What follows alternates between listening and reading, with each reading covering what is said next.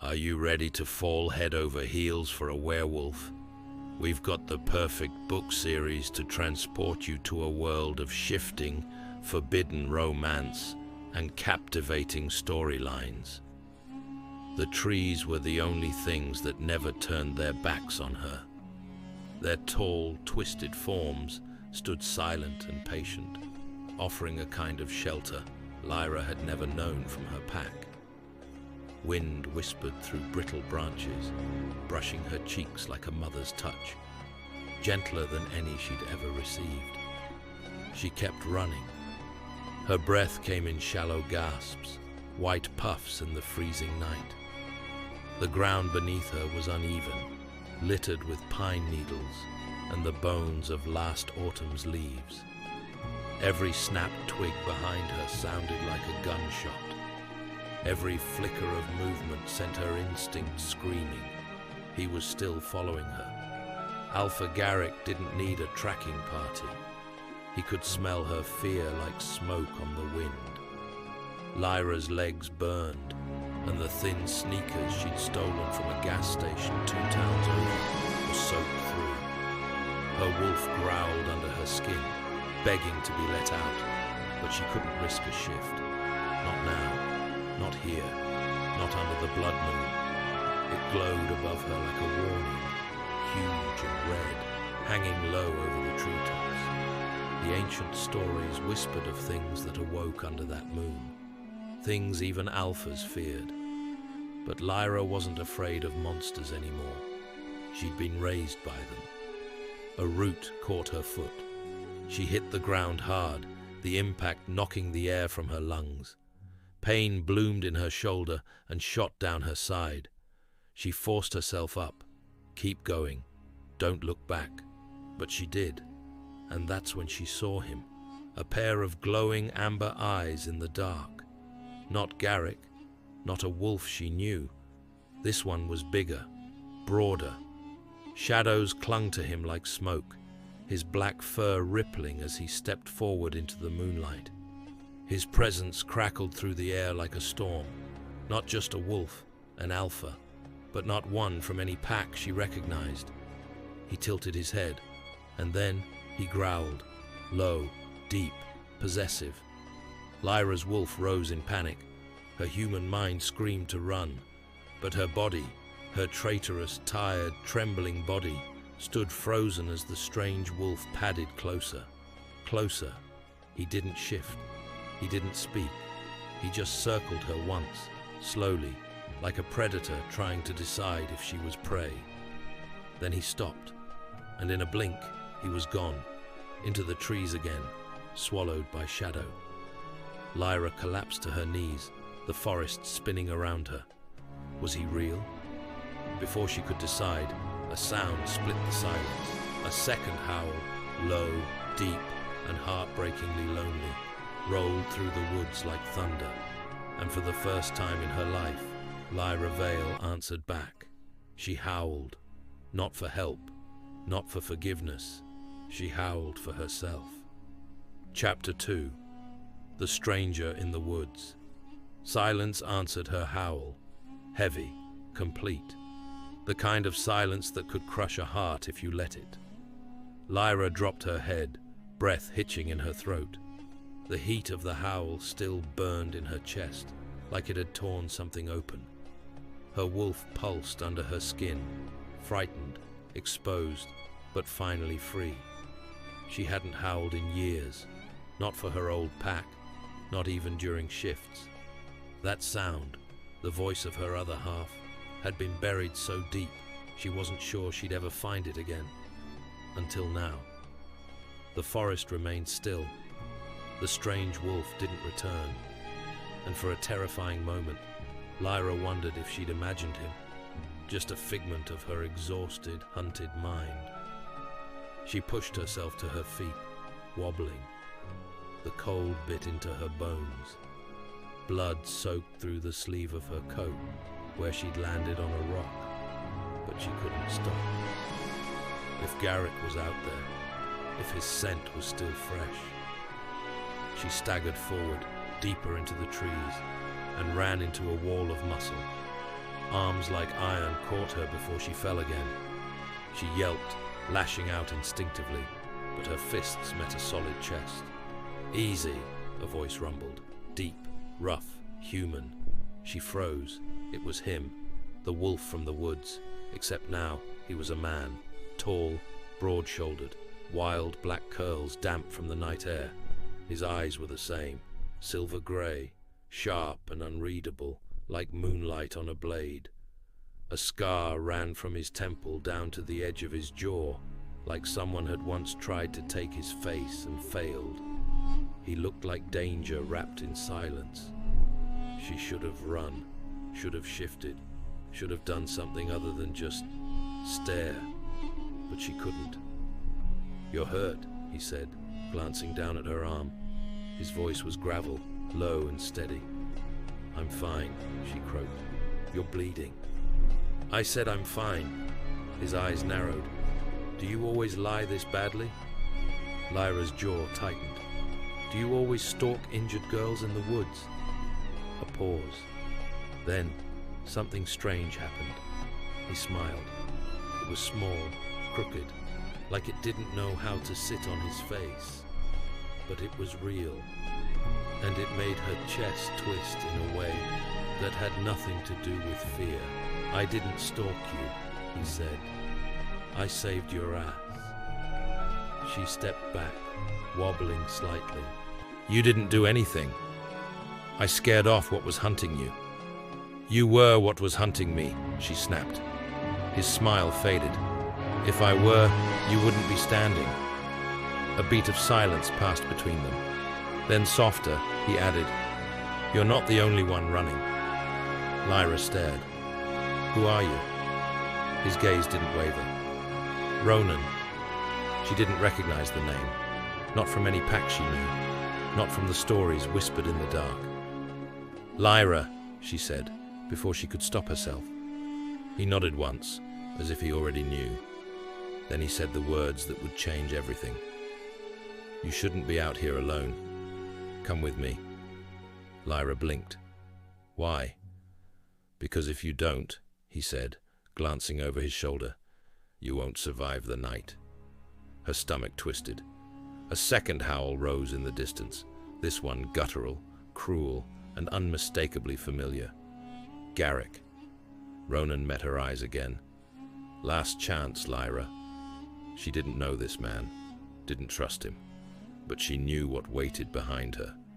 And so, for the second time that night, she chose the unknown. She took his hand and followed him into the dark. The forest swallowed them whole. Branches reached like fingers overhead, moonlight slipping through in ribbons. Ronan moved in near silence, each step purposeful, controlled, like the forest belonged to him and not the other way around.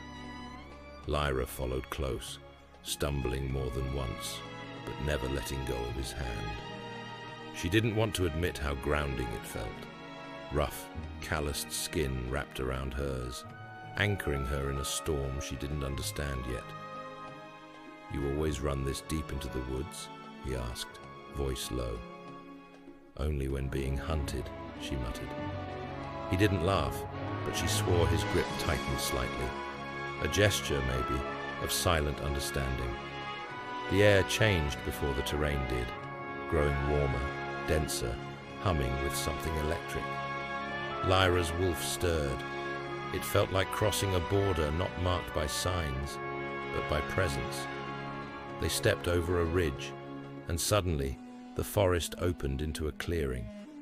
Lyra stopped short. Nestled between the trees was a cluster of cabins, half hidden, half wild. Smoke curled from a few stone chimneys, the smell of pine and damp moss thick in the air. The structures weren't large, but they looked lived in, safe. There was a fence made of woven branches, not to keep anything out, but to guide the eye inward. And standing at the edge of the clearing, just beyond the first cabin, were wolves. 3 of them. No, 2 wolves. One shifted. A girl with short black hair and sharp hazel eyes stood with her arms crossed, watching them approach. Behind her, a lanky teen wolf limped forward on 3 legs, tail twitching warily. "You brought another stray?" the girl said flatly. "She's not a stray," Ronan answered. "I can speak for myself," Lyra said before she could stop. The girl arched a brow. "Can you fight for yourself too?" "Jessa," Ronan warned, his voice a quiet growl. The girl, Jessa, held up her hands in mock surrender, but her gaze stayed locked on Lyra, testing, measuring. Ronan ignored the tension. "Theo," he said, nodding toward the limping wolf, "run the outer line. Make sure nothing followed." Theo shifted mid-step, the change smooth and practiced. His human form was younger than she expected, maybe 16, with ash-brown skin and soft eyes that didn't match his weary gait. He gave Lyra a cautious smile before disappearing into the trees. "Come on," Ronan said to her. "You need rest." Lyra hesitated. "What is this place?" "A refuge," Jessa answered, before Ronan could. "For the broken, for the runaways, for wolves like you." Lyra bristled. "You don't know anything about me." Jessa leaned in, whispering, "I know that howl. The one that says, 'Please don't let them find me.' I know that one very well." Lyra looked away. Ronan placed a hand on her lower back, gently nudging her toward one of the smaller cabins. "She doesn't speak for everyone," he said under his breath. "She doesn't have to," Lyra replied, but followed anyway. Inside, the cabin was simple. Wooden walls, a cot with a thick wool blanket, a single lantern flickering beside it. No chains, no alpha symbols carved into the floor, no scent of blood or hierarchy. It was peaceful, too peaceful. Lyra sat on the edge of the cot, the blanket soft beneath her fingers. "Why are you helping me?" she asked as Ronan stood in the doorway. He hesitated. "Because I know what it's like to run until your legs give out, to scream with no one to hear it." Her eyes found his. "What happened to you?" Ronan's expression shifted, barely, but enough. "Tomorrow," he said. "You need sleep." Lyra almost argued, almost told him she didn't sleep anymore, not without dreams full of snarling teeth and screaming wolves. But instead, she nodded. He stepped back and pulled the door closed behind him. For the first time in years, Lyra Vale lay down in a place that didn't smell like fear. And for the first time in years, her wolf whispered something she hadn't dared believe. "You're not alone anymore." When Lyra opened her eyes, it was still dark. The kind of dark that presses in from all sides, soft but suffocating. For a moment, she forgot where she was, reaching for the blanket, breath held tight in her chest. Then the smell hit her. Smoke, pine, rain-damp wood, not Garrick's compound, not the blood-soaked halls of her childhood. The refuge. She exhaled slowly and sat up. Her body ached less than it had the night before, though the gash on her arm throbbed in protest. Someone had cleaned it while she slept, wrapped it in soft linen, and something that smelled faintly of sage. She didn't know whether to be grateful or unsettled. Slipping outside, she found the clearing bathed in the faint grey before dawn. Mist curled between the trees. Somewhere nearby, someone was chopping wood. Steady, rhythmic thuds echoing through the quiet. She followed the sound. Ronan stood near the edge of the trees, shirtless despite the cold, his muscles flexing with every swing of the axe.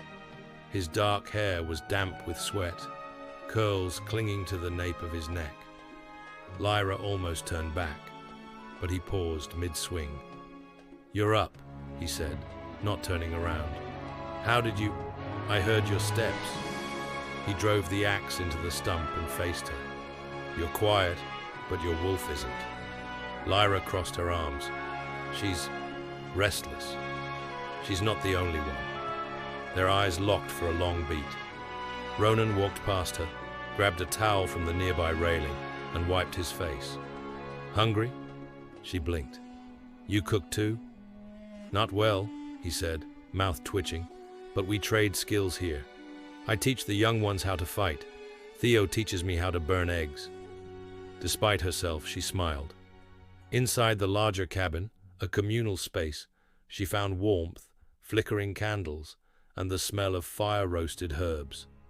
A few unfamiliar wolves moved around quietly. One nodded at her. No one stared.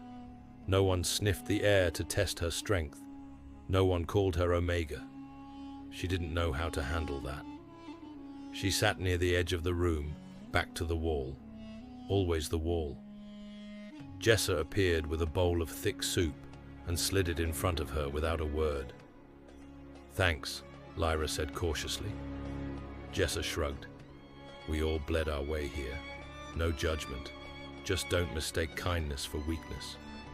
I don't. Jessa paused, softened just slightly. Good. Across the room, Ronan was speaking quietly to a broad-shouldered wolf with burned scars down one arm. The others deferred to him, not with submission, but something closer to respect. When he turned, he caught Lyra's gaze again and nodded once. That was when she noticed it. A mark on the wall near the hearth. Subtle, scorched into the wood with a branding iron, a crescent moon split by a single claw mark. She froze. She knew that mark. It was the symbol of the Ashen Fang, a rogue pack, long thought wiped out. Dangerous, hunted, unclaimed by any Alpha Council, and led by a wolf named Ronan Kale. Her heart kicked into high gear. Was this it?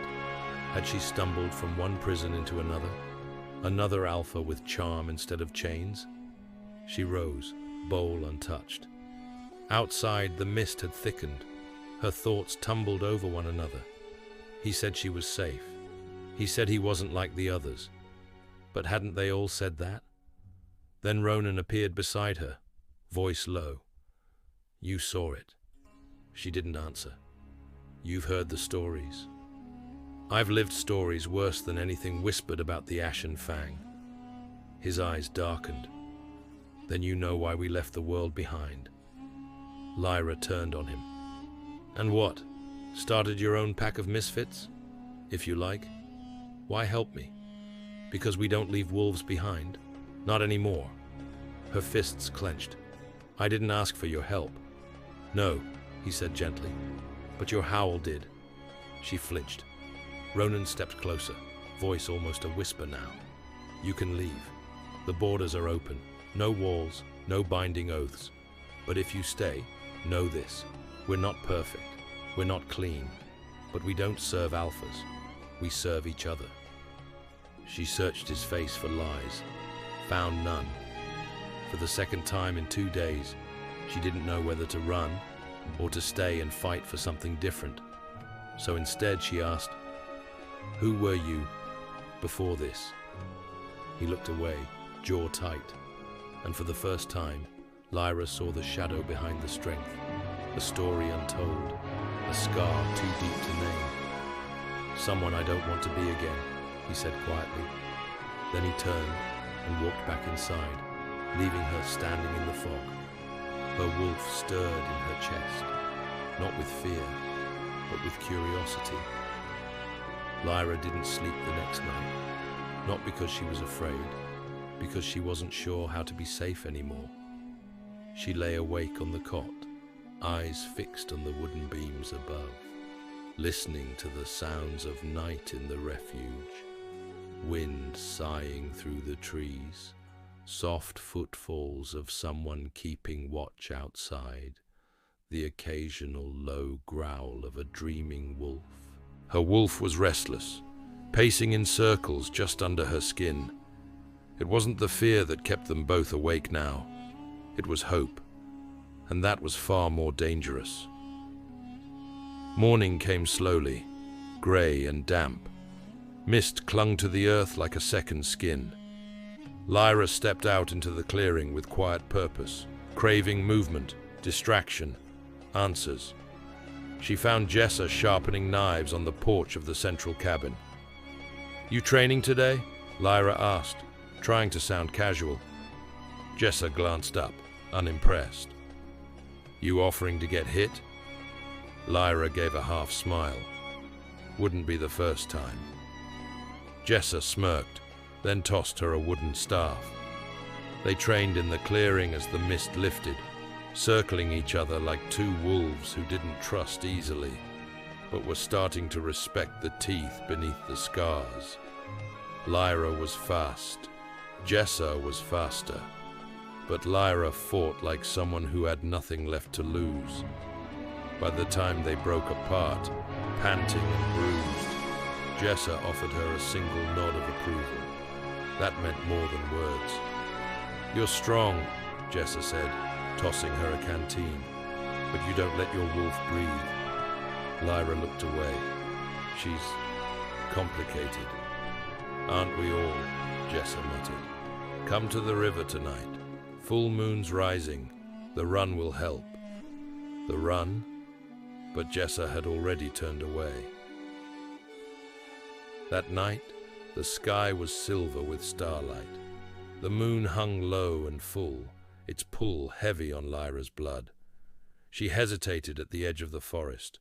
Others were already gathered, shifting one by one in fluid, graceful motion. Fur in every shade moved through the trees. Black, grey, gold, white.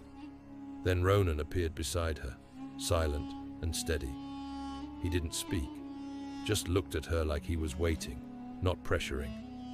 Lyra's wolf pressed forward, not out of pain, not out of fear, but longing.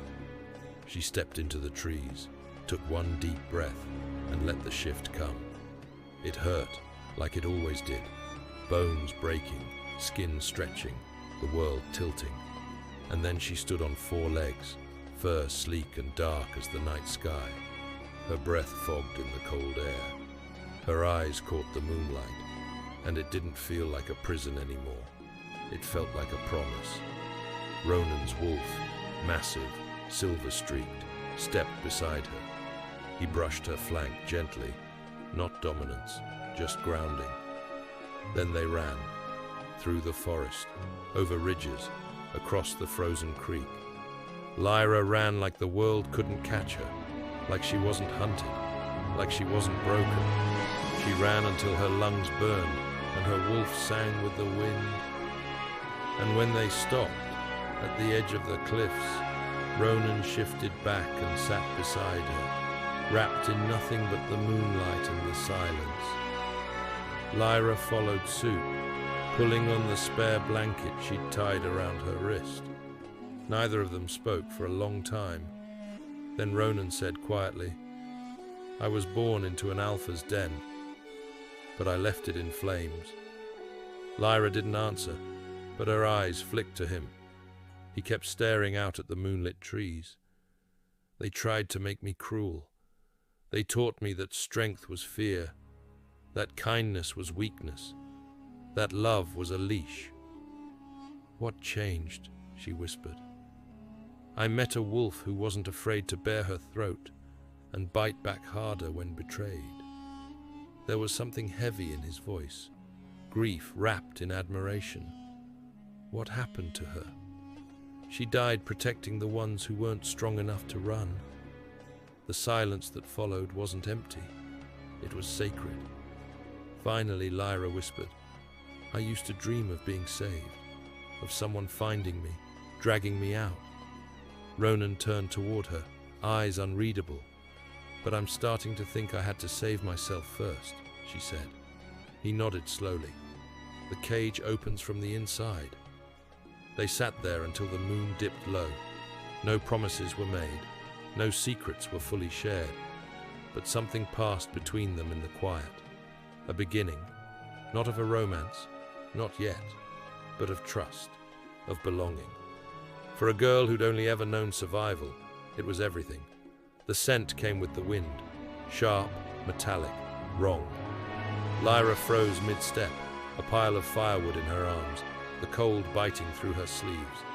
It was faint, but unmistakable. Blood. Others smelled it too.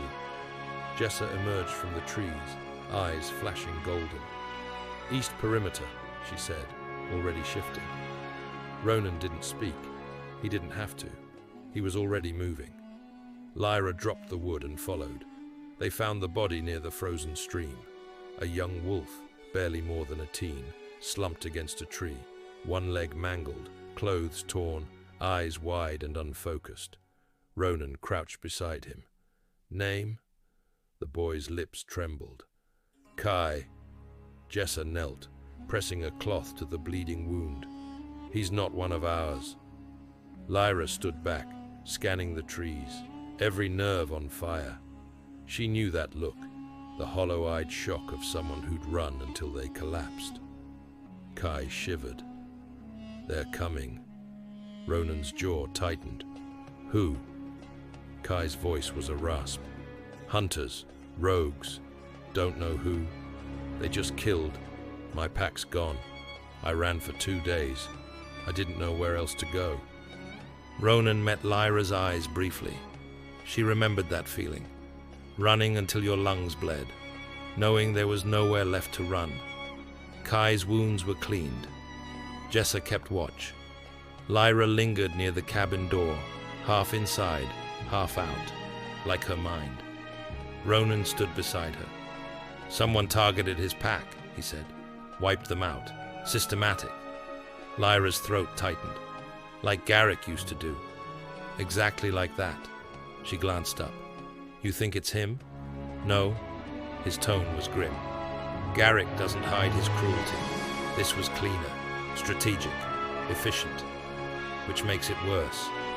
Ronan nodded slowly, and closer. The air between them turned colder, not just winter, warning. That night, Lyra couldn't sleep. She walked the perimeter, drawn to the trees. The stars above were so clear, they didn't feel real.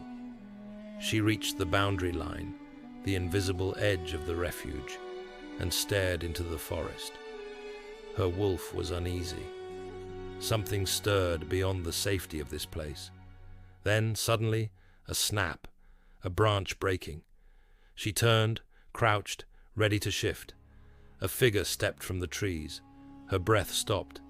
He wasn't supposed to be here, not outside her nightmares, not free.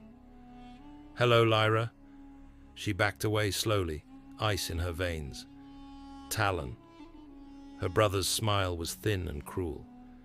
"Still running, little sister?" She hadn't seen him in 4 years, not since Garrick made him beta, and she barely escaped with her life. He looked older now, leaner, meaner, and he reeked of power. Power that smelled too much like Garrick's shadow. "How did you find me?" she whispered. "I've always known how you smell, even under all that dirt and shame." He took a step closer. "Did you really think you could hide here? With them?" She bared her teeth. "Get out. I just came to talk. Garrick wants you back." She laughed, bitter and sharp. "Tell him to rot." Talon's gaze flicked toward the trees. "You really don't get it, do you? You were never just a lost little girl. You were insurance. You were the knife behind his back. And now, you're a threat." She bristled. "Good." His eyes narrowed. "You think these strays can protect you? This pack of orphans and traitors?" "They already have." He smiled again, chilling. "Then I hope you're ready to bury them." And then he was gone. Just like that. Ronan found her at dawn, standing where Talon had been. "You saw him," Ronan said softly. She nodded. "He knows I'm here." He looked at her for a long time. "We'll protect you." But she shook her head. "You don't get it, Ronan. This isn't just about me. They're coming. Not just for me, but for you. For this place. For everything you built." Ronan stepped closer. "Then we fight. Together." Her wolf stirred, not with fear, but with something fiercer. A howl rose in the distance, not hers, not yet, but soon. The alarm went out before dawn, not a siren, not a call, a howl, low, long, and furious. Lyra woke in an instant, heart pounding. It wasn't fear, it was instinct. A voice beneath the skin calling her to rise, to move, to protect. When she stepped out of the cabin, the clearing was alive with motion. Wolves, half shifted, weapons in hand, some still rubbing sleep from their eyes, gathered at the center. Jessa was already barking orders. South perimeter, 3-mile sweep, go in pairs. If you see movement, don't engage. Report Kai, pale but standing, limped forward. I know one of their scents. I can help track. Ronan didn't argue. You're with me. Lyra stepped up beside them. I'm going too, she said. Jessa raised a brow. You're not a soldier. Lyra met her eyes, voice quiet but firm. I am a warning. They didn't argue after that. They moved through the forest like ghosts, silent, sharp, watchful. Lyra tracked Talon's scent easily now. It clung to the trees like rot, like old lies. She could feel his presence even when he wasn't there, like a memory that refused to fade. Every footstep was a reminder. He had found her once. He could do it again. But she wasn't running anymore, not alone. They reached a ridge overlooking the valley. Smoke curled in the distance. Ronan lifted a pair of binoculars, his jaw clenched. Campfire, too close. Scouts? Jessa asked. Or a message, Lyra muttered. He wants us to know. Ronan turned to her. What did he say when he came to you? Lyra didn't answer at first. Then, he said I was never meant to escape, that I was the blade, that I was his. Silence. Then Ronan stepped closer. You're not his anything, Lyra. Not anymore. Her throat tightened. I know, she whispered, but he'll try to make me believe I still am. Ronan's voice was firm. Then we remind you who you really are. Back at the refuge, preparations began. Traps, patrols, reinforced shelters. The forge burned through the night, metal ringing like war drums. But something else began to stir too. Loyalty. Not just the kind built from blood, the kind built from choice. Wolves who'd once eyed Lyra with suspicion now nodded as she passed. Kai smiled at her, a grateful, bruised grin. Even Jessa, cold and guarded, tossed her a fresh blade. Silver's in the handle, Jessa said gruffly. Not for them, for you, in case it gets that bad. Lyra took it. Thanks. Jessa nodded once. Don't waste it. That night, Lyra sat at the edge of the training field, sharpening the blade, watching the moon drift through the trees. Ronan joined her. They didn't speak at first. Then he said, You're changing. She raised a brow. That a good thing? He nodded slowly. You used to flinch every time someone stepped close. Now you step closer. She looked down at the blade. It's easier to trust when you're holding a weapon. No, he said softly. It's easier to trust when you don't need one. She met his eyes, and for the first time, didn't look away. Ronan leaned forward, voice low. We're not just preparing for a fight, Lyra. We're preparing for you, for who you're going to be when this is over. Who's that? She asked, barely above a whisper. He didn't smile, didn't look away. Our next alpha, if you let yourself be. The silence between them pulsed, not with fear, with possibility. Then a howl ripped through the trees. Short, sharp, urgent. Everyone froze. Contact. The storm had arrived. Chapter 8. The First Breach. They came at twilight, not like an army, but like smoke. Quiet, invasive, slipping through cracks in the perimeter. testing the pack's strength the way a predator tests a wounded deer. The first scream wasn't human, it was wolf. Lyra's blood went cold. Ronan didn't hesitate. North quadrant, now.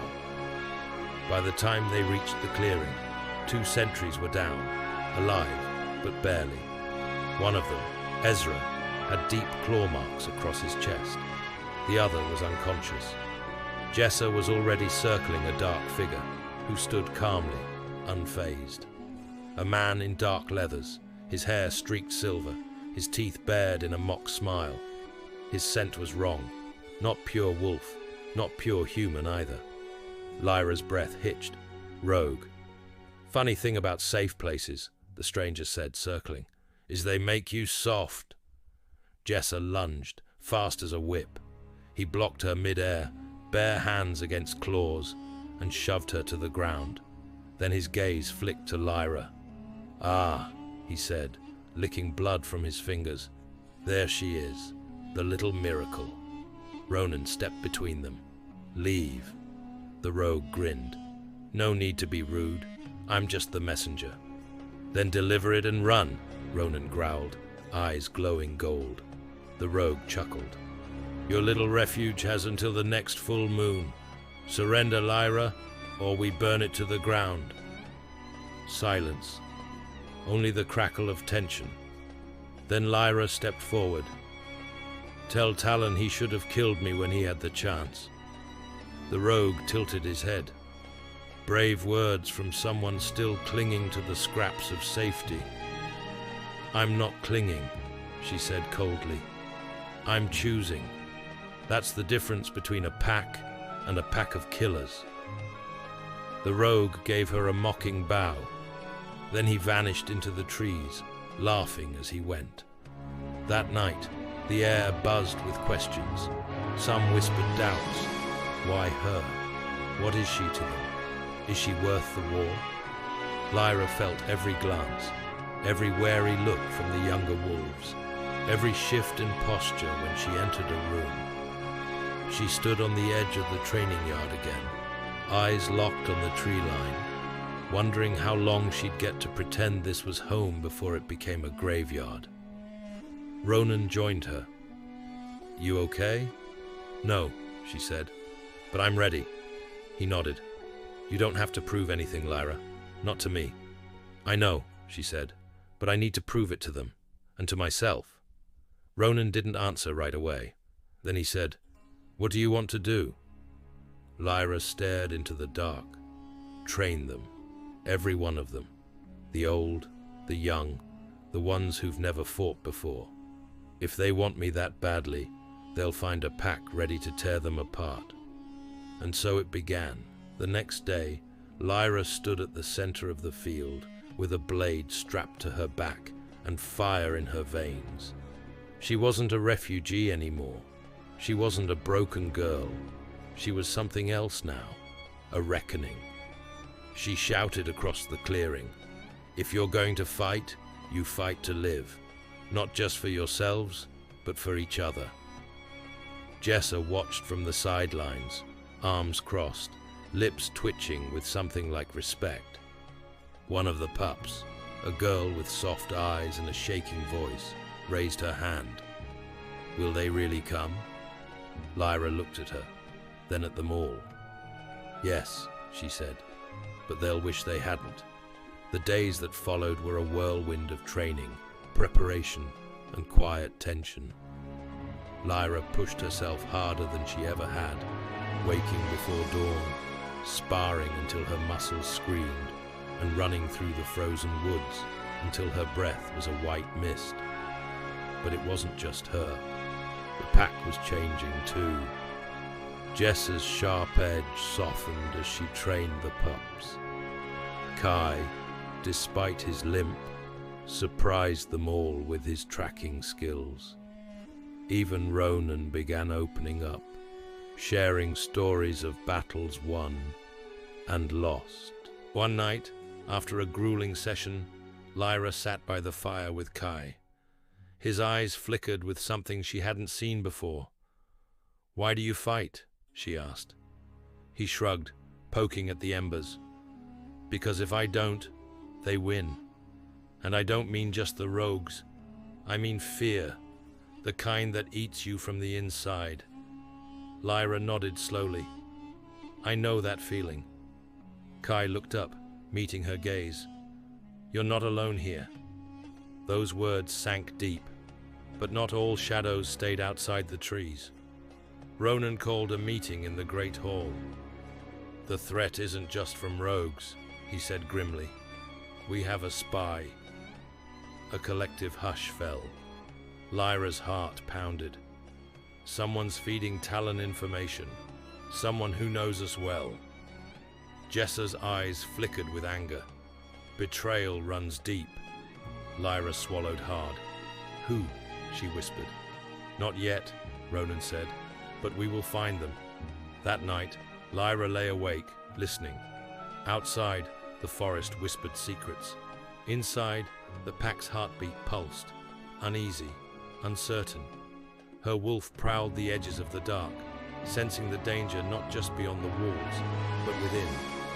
And as the moon rose high, a new name echoed in the shadows. A name Lyra hadn't heard in years. Seren. The wind carried a scent Lyra hadn't smelled in years, faint like jasmine and ash. She froze. Ronan's sharp gaze caught hers. You know that? Lyra swallowed. Seren. The name hung heavy between them. Serene had been Lyra's closest friend, and the reason she'd fled her old life. No one knew exactly what had happened between them. Rumors whispered of betrayal, loss, and a secret that fractured their pack. Now Seren was back. The meeting hall filled with murmurs as Seren stepped inside. Her hair, once bright and wild, was now streaked with grey. Her eyes, sharp, calculating, scanned the room. Seren, Ronan said, voice low. Why now? Seren's smile was bitter. Because Talon grows stronger. Because your refuge is a candle in the dark, and I'm here to make sure it burns. Lyra's chest tightened. Why come back? She demanded. Because, Seren said, some debts must be paid. That night, Lyra sat by the fire, haunted. Seren's arrival had cracked something open, a wound she thought was healed. Ronan sat beside her. You're not the same girl who ran away. Lyra nodded, but the ghosts still follow. Ronan's hand covered hers. Then we faced them together. Outside, the forest held its breath, and somewhere, Talon waited, waiting for the moment to strike. Chapter 11. Fractured Bonds. The morning sun barely pierced the thick canopy when Lyra found Seren alone by the river, staring into the rippling water. Why are you really here? Lyra asked, voice steady despite the storm inside. Seren didn't look up. To fix what was broken. Lyra's laugh was bitter. Some things can't be fixed. Seren finally met her eyes. Maybe, but I have to try. Back at the refuge, whispers grew louder. A pack member was missing. Ezra. Jessa's face was tight. We can't afford betrayal. Not now. Ronan's jaw clenched. We'll find him. Lyra felt the weight of eyes on her as she volunteered. I'll track him. Kai nodded. We'll come with you. The hunt led them deep into the forest's shadowed heart. Every step pulled Lyra closer to memories she wanted to bury. But she couldn't run anymore. Not from Seren, not from Talon, not from herself. They found Ezra near an old ruin, shaken but alive. He whispered hurriedly, they're planning to strike at the full moon. Talon's forces, bigger than we thought. Lyra's eyes burned with determination. We'll be ready. That night, under the heavy silver light, the pack gathered. Lyra stood before them, no longer just the lone howl in the dark, but the voice of their fight. Tonight, we stand as one, she said, not just for survival, but for the future we choose. The pack howled in fierce agreement, and in that howl was promise. The night air was electric.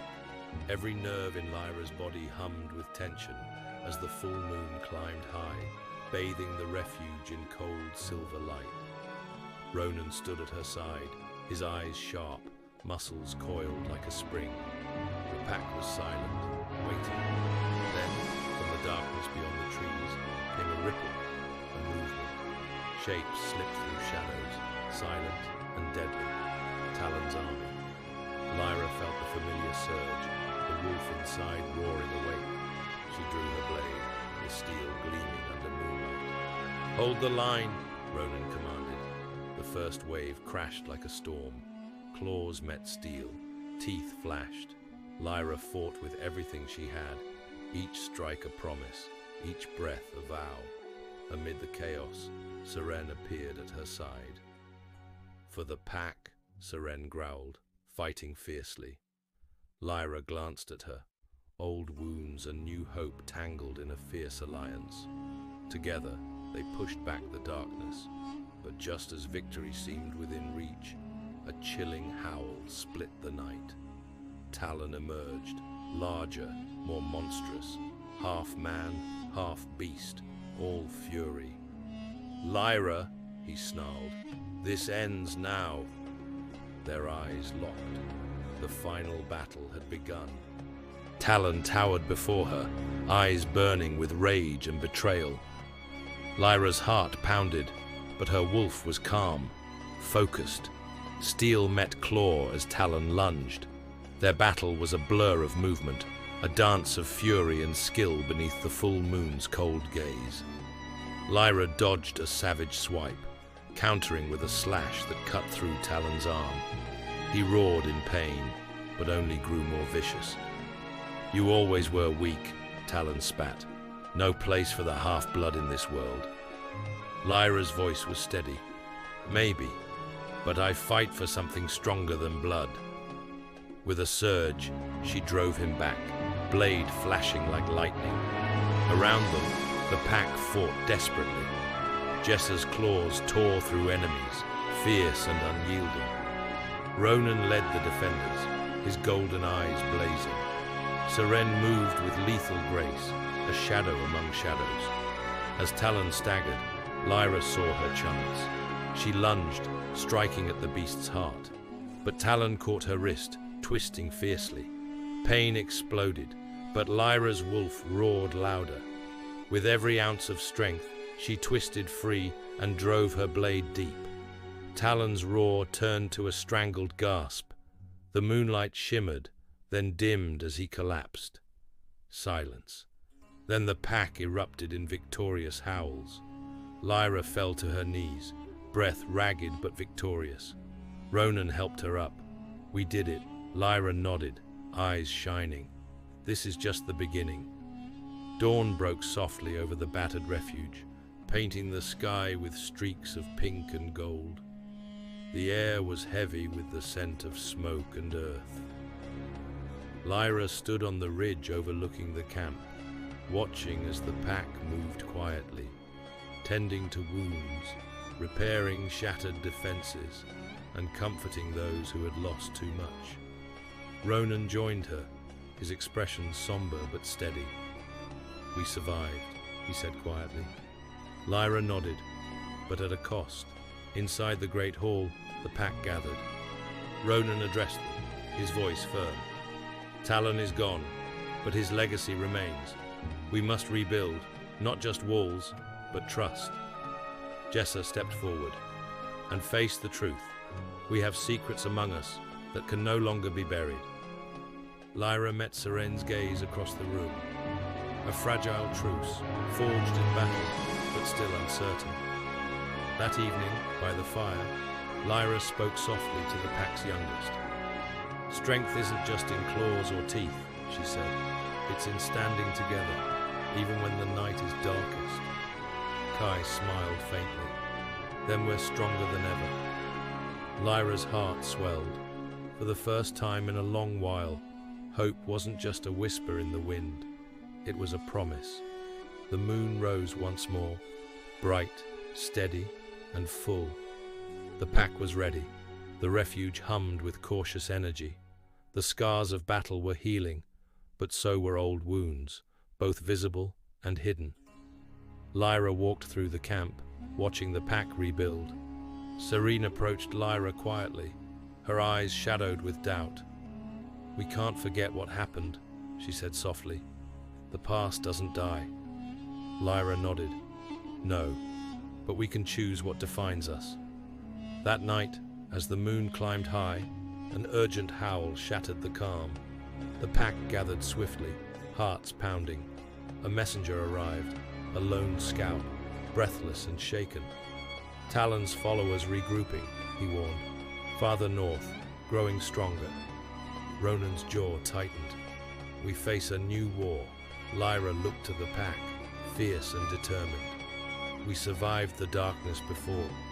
Together, we'll face whatever comes." Her voice carried through the night like a beacon. A new dawn was breaking. The cold wind bit sharply as Lyra stood on the edge of the forest, staring at the horizon where Talon's followers were gathering. Ronan approached quietly. "We can't afford hesitation." Lyra clenched her fists. "I'm ready, but we need more than strength." Seren joined them, her expression unreadable. "We need alliances. Old enemies can become new friends." Back at the refuge, whispers spread of possible allies, other packs, and even some human hunters sympathetic to their cause. Lyra's mind raced. Trust was fragile, and every choice carried risk. That night, under the watchful moon, Lyra sat alone, torn. Her wolf prowled restlessly inside her. To protect her pack, she'd have to make a sacrifice, a path that might lead her far from everything she knew. Ronan found her and placed a steady hand on her shoulder. "No matter the path, you won't walk it alone." Lyra looked up, hope and fear tangled in her eyes. The future is ours to shape. The forest beyond the refuge was colder, quieter, strange without the familiar sense of her pack.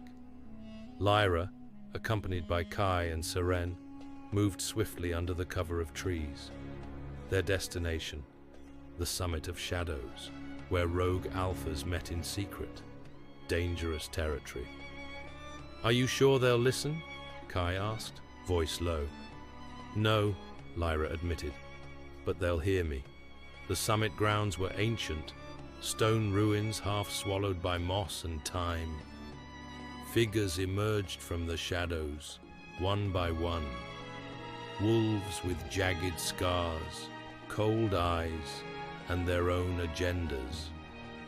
At the center stood a massive alpha with silver-streaked fur and a twisted smile. "Lyra of the Fallen Refuge," he growled. "Why summon us?" Lyra stepped forward, spine straight. "Talon is dead, but his vision lives on. Unless we unite, we fall." The alphas laughed, until Seren's voice cut through them like a blade. "She speaks truth. I followed Talon once. I know what's coming." A heavy silence followed. Then the silver-furred alpha leaned in. "Very well, convince me." He threw a dagger at Lyra's feet. "A duel. You win, we talk. You lose, we take your land." Kai stepped forward in protest, but Lyra shook her head. "I'll fight."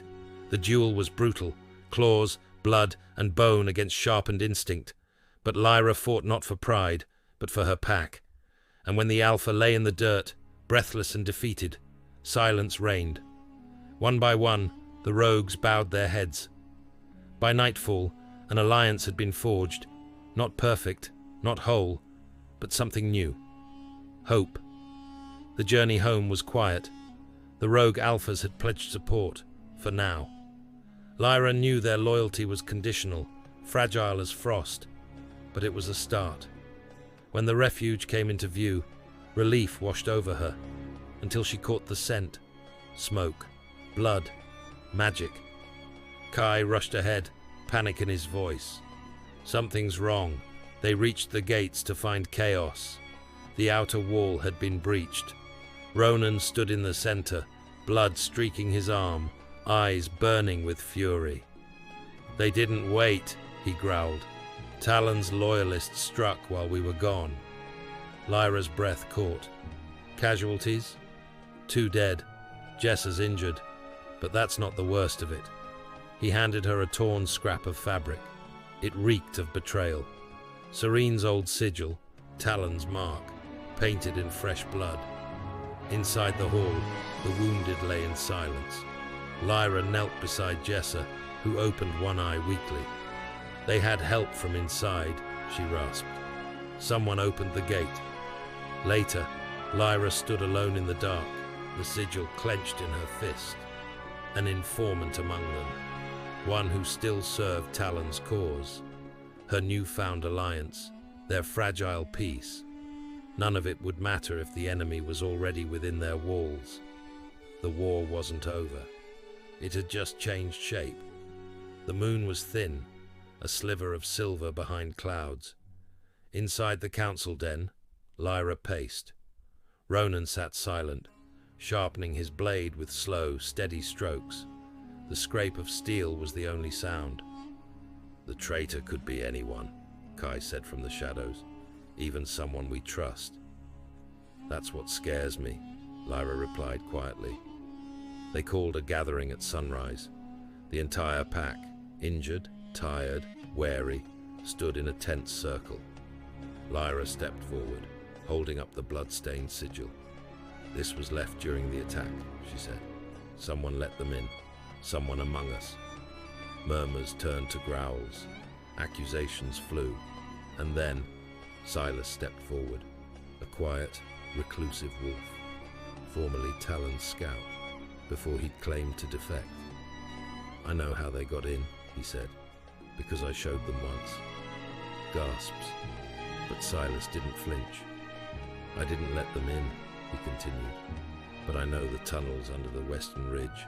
They're old, almost forgotten. Only a few of us know they exist. Lyra narrowed her eyes. Who else? Silas hesitated. Me, Jessa, and Seren. Later, Lyra confronted Seren by the cliff's edge. I need the truth. Seren's eyes flashed. You don't trust me? I trust you, but I need more than loyalty. I need honesty. Seren looked away.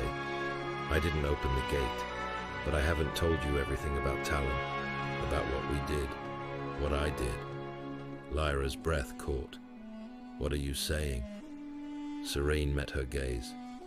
There are worse things coming than Talon's loyalists. He was only the beginning. In the distance, thunder rolled, and somewhere, deep in the forest, something ancient stirred. The entrance to the tunnels lay hidden beneath an old stone altar near the western ridge. So overgrown, it had nearly vanished into the earth. Silas pried it open, revealing a black mouth yawning into the ground. Lyra descended first, her torch flickering against damp stone walls. Ronan, Kai, and Seren followed. The air was heavy with old magic. It pressed against their skin like a memory they didn't want to recall. These tunnels were built by the first pack, Seren whispered. Talon. He was searching for something here before he rose to power. What? Lyra asked. A weapon, Seren said, or a curse. He believed it could bend the will of wolves.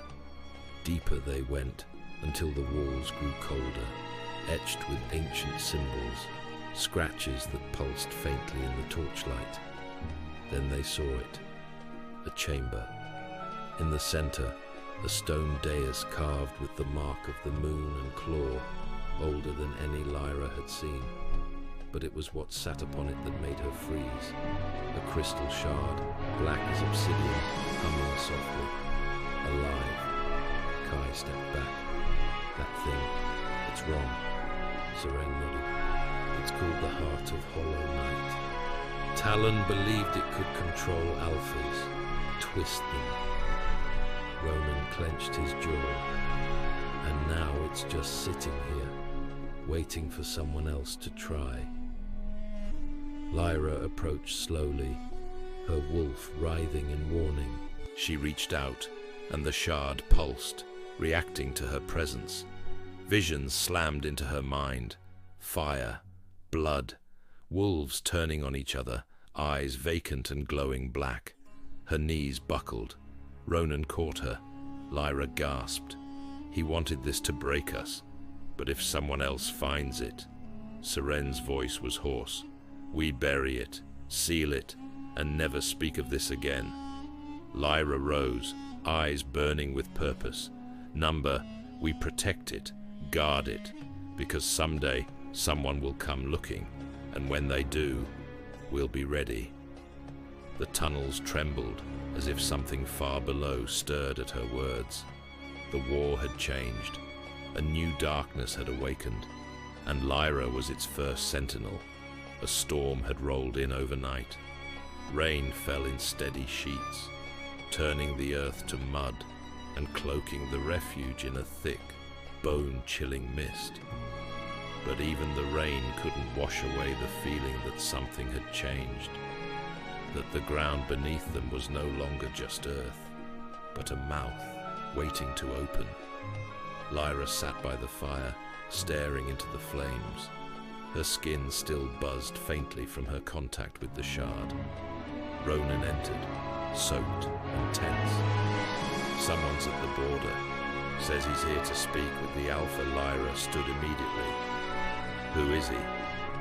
He didn't give a name, Ronan said, but he knew the old moon call, the one from the first pack. Lyra's eyes narrowed. Bring him in. They met in the central hall. The man was tall, draped in a dark cloak, with streaks of silver in his beard and eyes the color of frostbitten steel. He bowed his head. Alpha Lyra. Who are you? She asked. Once I was called Uldric, keeper of the hollow circle, guardian of the heart you now possess. Silence swept the room. Seren stiffened. That heart is cursed. Uldric gave a sad smile. Not cursed, misused. It was created by the first wolves to preserve unity, but twisted by those hungry for control. Lyra stepped closer. Why come now? Because you touched it, he said simply, and woke it. Her breath caught. Uldric continued. You've begun the cycle. The other guardians will feel it, and not all will want the shard protected. Some will want it destroyed. Others will want to wield it. Ronan's hand went to the hilt of his blade. Then we fight. Uldric turned to Lyra. You'll need more than claws. You'll need history, truth, and a choice that may break your pack before it saves it. Outside, thunder cracked like a warning. Inside, Lyra squared her shoulders. Then let's begin. Tell me everything. The council room was silent, save for the crackle of fire. Uldric stood before them, casting a long shadow on the stone floor. He placed a weathered scroll before Lyra. The parchment was fragile, but the symbols etched into it glowed faintly, older than any language she'd seen. This, he said, is the origin of our kind. Long ago, before the pack scattered, there was only one, the first pack, a union of wolves bound by blood, magic, and instinct. They were not just shifters, Uldric explained. They were guardians of balance, wolves of moon and root, of storm and soil. But as the pack grew, so did ambition. A rift formed between two alphas, Nyros, who believed in freedom and unity, and Kaelin, who sought to harness magic to control fate. Kaelin, obsessed with preventing war, forged the heart of Hollow Night, a crystal that could amplify power, suppress dissent, and bend will. It began as protection, Uldric said, but the heart fed on fear, on control. Kaelin lost himself, and the pack splintered. The war that followed was unspeakable. The heart shattered minds, turned wolves against kin. In the end, Kaelin vanished, and the heart was buried beneath the earth, sealed by the last remaining guardians. That seal, Uldric looked directly at Lyra. is now cracking. Ronan clenched his fists. If it's that dangerous, why not destroy it? Aldrich's voice dropped. Because if the heart is destroyed, its energy will be released, and every alpha, every bloodline tied to it, will feel the backlash.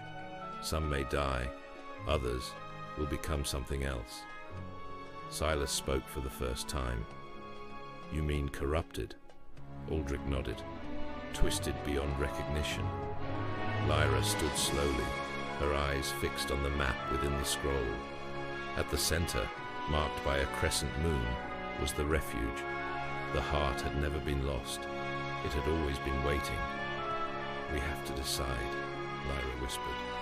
Do we bury it again, or learn to wield it before someone else does? Aldrich's face was unreadable. Either way, the pack will never be the same. Outside, the wind howled, a sound ancient and warning. The past had returned, and it would not leave quietly. The dawn broke cold and grey. Lyra stood in the clearing with Aldrich, her breath curling into mist as she stared at the obsidian shard once more, now safely sealed within a warded satchel. I can feel it, she said softly, even when it's not near me. Aldrich nodded. That means your blood remembers. It's time we explore why. They began with memory magic, ancient techniques used to unlock ancestral echoes. Lyra closed her eyes, Aldrich's steady voice guiding her heartbeat until it matched the rhythm of the earth beneath her feet. And then she fell, not physically, but deep, inward. She was no longer herself. She stood in a forest of silver trees under a blood-red moon. A man stood ahead, tall and proud, his eyes alight with cruel brilliance. Caelan, she whispered, though no one had told her his face. He turned, his eyes, her eyes. She gasped and snapped back to the present, nearly collapsing. Aldrich caught her. You saw him, didn't you? Lyra could barely speak. I think I'm his descendant. Silas, who had silently approached during the session, froze. Caelan's bloodline was supposed to be broken. Clearly it wasn't, Aldrich said grimly. And now it runs in your alpha. That night, the whispers began.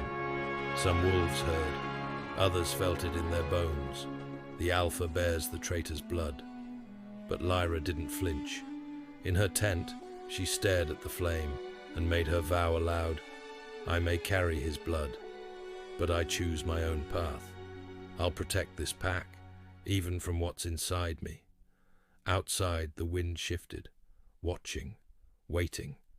The council fire was lit before dawn, not for ceremony, for judgment. Wolves gathered in tense silence, their faces drawn with suspicion and fear. Whispers had turned to voices. Voices now demanded answers. She's Caelan's blood, snarled Harlan, one of the older warriors. How do we know she won't turn on us? Ronan stepped forward. She's led us through war, through betrayal. Her blood doesn't define her, her choices do. But the pack's mood was dark, uncertain. Seren stood beside Lyra, gaze defiant. We all carry the past. She's the one trying to change it. Still, the challenge came. Not from Harlan, from Naya, a young hunter whose mate had died in the last ambush. I challenge for the title of Alpha. The words cracked through the air like lightning. Lyra didn't flinch. She stepped forward, pulled off her cloak, and faced the circle. I accept. The fight was swift, brutal. Naya struck fast, fueled by grief and fear. Lyra fought with precision, every movement controlled, not just to win, but to prove she would not be ruled by rage or legacy. In the end, Lyra pinned Nia beneath her, claws inches from her throat. And then, she let her go. I lead with honor, she said, rising. Not domination. If anyone else wants the title, Come take it now." No one moved. Later, as the crowd dispersed, Nia knelt before her. "I still don't trust the blood in you," she murmured, "but I trust your heart. That'll have to be enough." Lyra nodded. "It is." That night the moon shone full and white, and for the first time since she touched the heart, Lyra howled, not in fear, but in defiance. Her pack joined her. One voice, many souls. Still standing, still hers. The night was too quiet, not the peaceful kind, but the suffocating stillness that comes before devastation. Lyra stood at the edge of the northern cliffs, eyes on the horizon. She could feel them, something moving in the dark, drawn by the heart's awakening. And she was right. A howl shattered the silence, not one of her pack. It was jagged, unnatural, and behind it, torches lit the ridge in a crawling line. Ronan's voice was grim as he joined her. "They wear the mark of the broken fang." Seren stiffened. "I thought they were wiped out."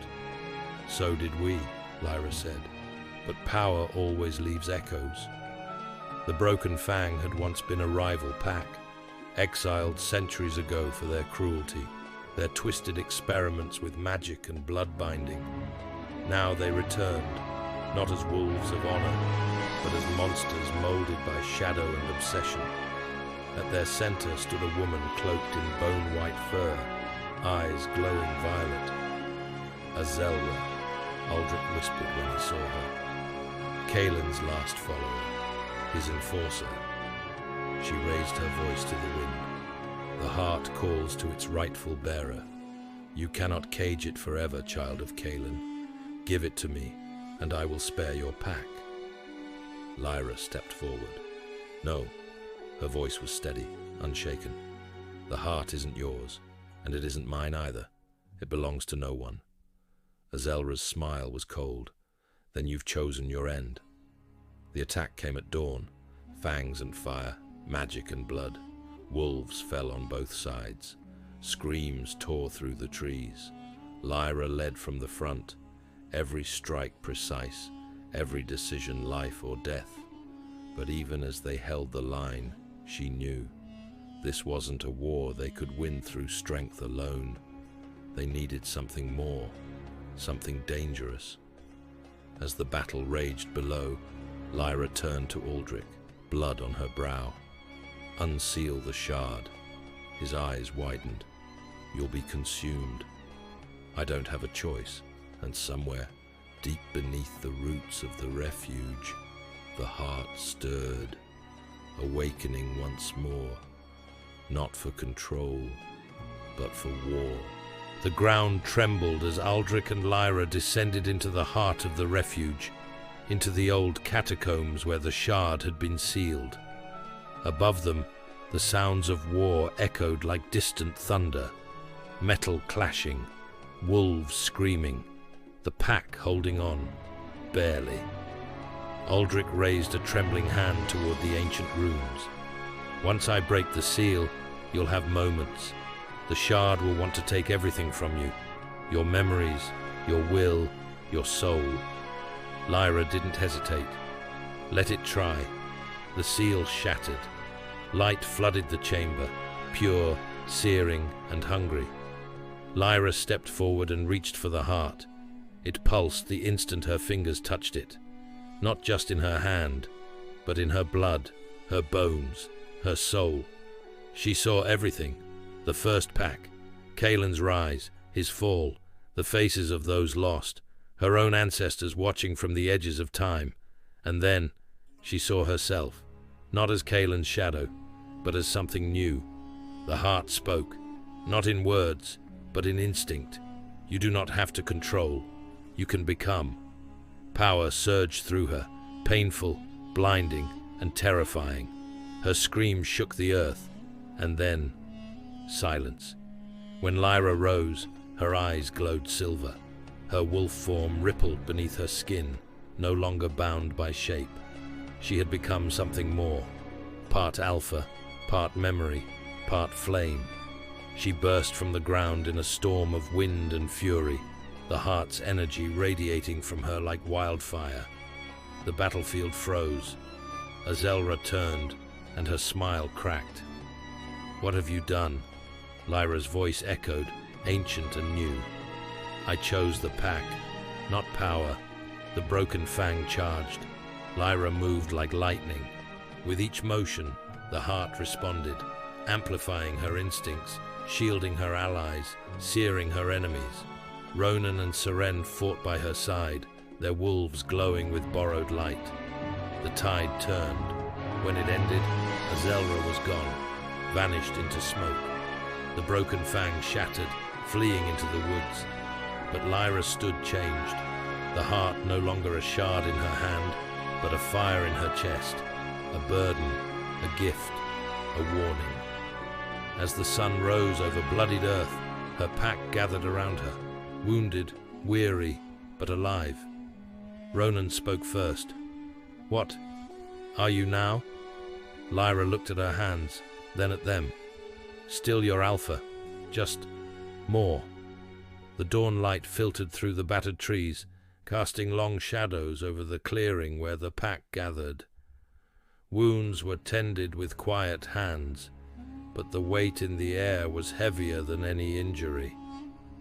Lyra sat apart, feeling the fire of the heart burn deep within her chest, a constant pulsing reminder that she was no longer just one of them. Ronan approached cautiously. "Lyra," he said softly, "the pack, they're scared. Some don't know what you've become." She nodded, eyes downcast. "I don't know it myself." Seren stood near the fire, her gaze sharp. "Change is the only constant," she said, "but trust has to be earned. Again." Lyra met her friend's eyes. "I'm willing to earn it, but the heart is part of me now. I have to learn to control it, or it will control me." That night, howls broke the silence, but they were fragmented, different tones, uncertain rhythms. The pack was fractured. Lyra walked among them, speaking with those willing to listen. Old warriors, young hunters, skeptics and believers. Some saw the heart as a curse, others as a blessing. All wanted answers. She realized leadership wasn't about power or fear. It was about patience, listening, and holding together the pieces when everything seemed to break. As the moon rose full and bright, Lyra climbed the highest hill. She howled, not just to call her pack, but to call herself back from the edge. A single clear note that cut through doubt and fear. Her pack answered, slowly, one by one, their voices rising in unity, not perfect, not whole, but theirs. The days grew colder, the nights longer, and unease crept through the camp like a slow poison. Lyra sensed it before anyone spoke. The subtle shifts in glances, the hushed conversations halted as she approached. Trust was fragile, too fragile. One evening, as the pack gathered around the fire, Aldrich approached Lyra with a troubled expression. "There's talk," he said quietly, "of a traitor in our midst." Lyra's heart tightened. "Who?" He shook his head. "No one knows, but someone has been leaking information to the Broken Fang remnants." Suspicion spread like wildfire. Friends eyed each other warily. Lyra called a meeting beneath the ancient oaks, the same place the pack had once celebrated victories. She stood before them, voice steady. "We will find the betrayer." Ronan volunteered to lead the investigation, his gaze burning with determination. "I will not let this pack fall apart." Seren nodded in agreement. "We stand together, or we fall divided." Days passed in tense silence.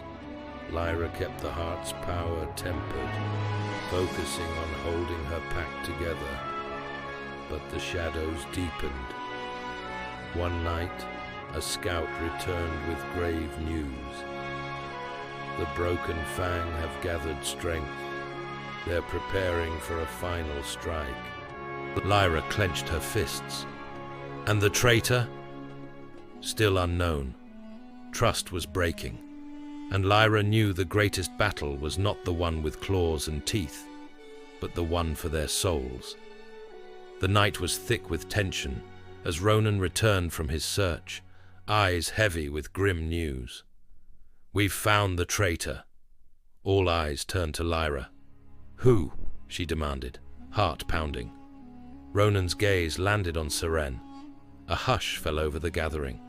Seren's face was pale but resolute. "I did what I thought was best," she confessed. "I reached out to the Broken Fang to buy us time. I wanted to protect the pack." Lyra's breath caught. "By betraying us?" Seren lowered her head. "I was wrong, but I did it for you, for all of us." The pack was divided, some ready to forgive, others snarling with rage. Lyra stepped between them. "Betrayal cuts deep, but so does love." She turned to Seren. "We will hold you accountable, but we will also find a way forward." In the days that followed, Seren was watched closely, but the pack did not cast her out. The threat of the Broken Fang loomed larger than their fracture. Lyra gathered her pack beneath the full moon, the heart burning bright within her. "We stand on the edge of war," she declared, "not just against our enemies, but against the darkness inside ourselves." The pack howled in unison, a sound fierce, defiant, and whole. They were broken, but not defeated. The moon hung full and fierce above the forest, casting silver light on the gathered pack. They stood shoulder to shoulder, not just wolves, but family. Lyra's heart beat with the power of the heart, steady and strong.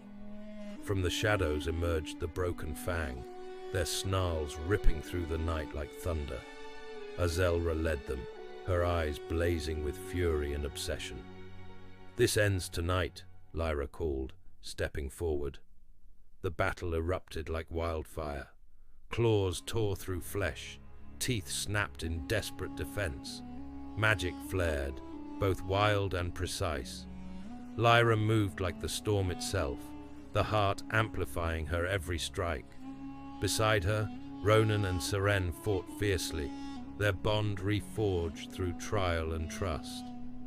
As the fight reached its peak, Azelra lunged at Lyra. Their clash was fierce, echoing through the trees. With a final surge, Lyra unleashed the heart's power, a blaze of light that shattered Azelra's hold. The Broken Fang fled into the night, broken and defeated, but the cost was written in scars, on bodies and souls. Lyra stood tall, her pack surrounding her. "We survived," she said, voice steady. "But this is only the beginning." The heart pulsed within her, a reminder that even in darkness there is light, and in the Lone Howl there is always a pack. Story overview. Lyra, once an outcast, is thrust into a war between rival packs, the relentless Broken Fang and her own fractured family. When she discovers an ancient power called the Heart, everything changes. But power comes with a price. Can Lyra unite her pack before betrayal and darkness tear them apart? Will she find her true place, or remain the lone howl echoing in the night? If you love suspense, supernatural romance, and stories about finding your true family, hit that like button, subscribe, and turn on notifications. Don't miss the next chapter of the Lone Howl, where every howl tells a story. Thanks for watching. Romance beyond the human boundaries. Comment below. If you were a werewolf, what pack would you choose? The fight for survival or the fight for love? Stay tuned and remember, even in the darkest night, the Lone Howl can lead the way.